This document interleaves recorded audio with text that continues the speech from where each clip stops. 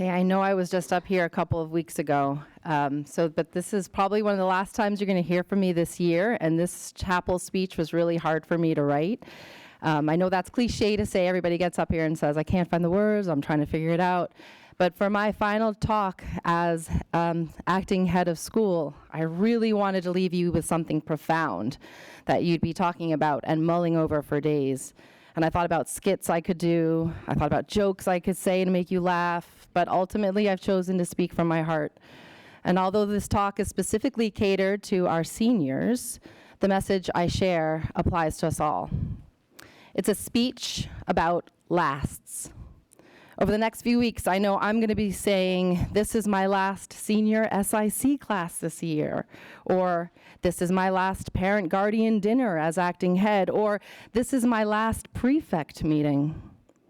It happens with every big transition in life. I felt it when I left my previous school. I felt it days leading up to when my twins were born, and I've been feeling it now for the last several weeks. And so to the class of 2025, you are about to enter your season of lasts. And if it hasn't already started, if you've been in any of my classes or have been in my advisory, you've heard me say a number of times that the school year is essentially over after Thanksgiving break. With breaks, winter term, and the onset of spring, time seems to pick up speed, and in a blink of an eye, it's May. So my message today is to not waste a minute. To the class of 2025, before you know it, you'll be walking across the stage to receive your diploma. No matter what you have thought about your experience at Brooks, there has to be someone or something that was your light here, your beacon. If you haven't already, be sure to thank them and share what they have meant to you during your time here. It's not too early to start your farewell tour because you don't want to leave with the case of the I should haves, I could haves, maybe ifs. Don't leave here with regrets. Just a couple of weeks ago, I celebrated the international members in our community, and I want to extend that invitation to encourage you to get to know people in your class in a more meaningful way. Is there someone you've always wanted to talk to? What's holding you back? Time will take away the opportunity if you don't act upon it now, especially when it's right in front of you. Even the day-to-day rhythms of this place are a part of you in a way you might not even realize yet. If you think about it, chances are that we will never all be in this room together again with this exact composition of people, right?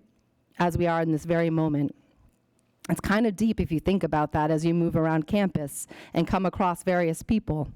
It might feel like a coincidence or maybe routine to you, or if you're like me, you might wonder if it's a sign from the universe. I think there's a reason why we're here today together, and if you don't believe that, try to find meaning and purpose for yourself. We are often thinking about what comes next, but it's so satisfying to appreciate the here and now. That is why we must embrace each other and the time we have because it is fleeting. You've all probably heard the Latin phrase carpe diem, right? It translates to seize the day. To our seniors, many of you are awaiting college news and thinking about what your future will bring. But today, and over the next few months that you have left as a student at Brooks, I'm going to remind you to seize the day and embrace the present moment with your friends, teachers, coaches, and other loved ones. Your next chapter is going to unfold. You are going to be okay. And as much as you might dream about your future, try to get as much as you can out of Brooks and this experience right now.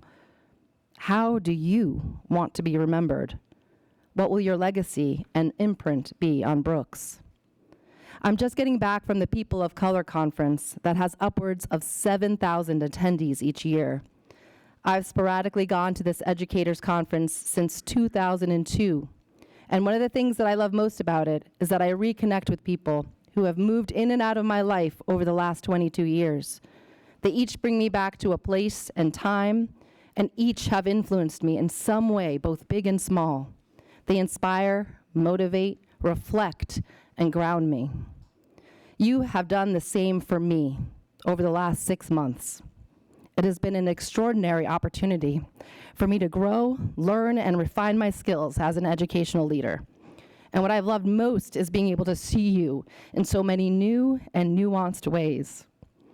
I raised integrity as our theme this year, and I've seen it reflected in your actions and choices. Because of that, you've allowed me to show up each day and be my true, authentic self, and it's been an immense privilege to do so. I thank you all for your acceptance of me as your leader, even though you really didn't have a choice. Mr. Packard is one of the major reasons why I came to Brooks. I found him thoughtful, intentional, and so incredibly in love with the school that I had to come and see for myself what all the talk was about. I feel like I've only seen a glimpse of what that iceberg looks like in my short term at the helm, but I'm excited for him to return to not only lead us all, but to continue to learn from him and uplift his vision for the school. So thank you all for entrusting me with your Brooks experience thus far.